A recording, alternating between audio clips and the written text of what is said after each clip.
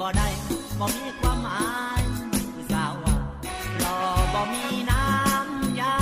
เขาหมายความว่าเขาบ่มีเงิน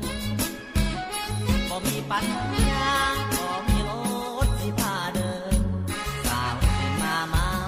มินแม่แก้มเบิ่นเพิ่นฮอดบ่ไกลหน้าคือลิงอีจำอีหลีแต่มีเงินหลายสาวก็เอิ้นอายเต่าสิตายยังให้ลูกไหลสิมีเมียแล้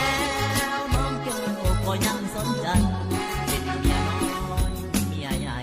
ก็บ่สนใจขอให้มีเงินโอ้ยเจ็บใจความหล่อเวรกรรมอย่างน้อได้เพียงรอบแต่บ่มีเงิน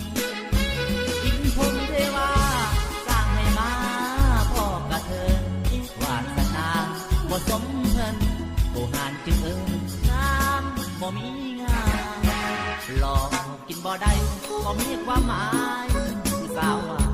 ไปงานวัดงานว่าไกลไปไกลมาบ่เอิ้นบ่ทาสิบอกให้รู้ไปอยากมีสู้มีแฟนงามเสน่ห์ผู้สาวตาหล่อบ่ท้อรวยโอ้ยเจ็บใจความหล่อเวรกรรมอย่างน้อได้เพียงรอบแต่บ่มีเงินอินพรหมเทวาสร้างให้มาพ่อกระเทินวาสนาบ่สมเพิ่น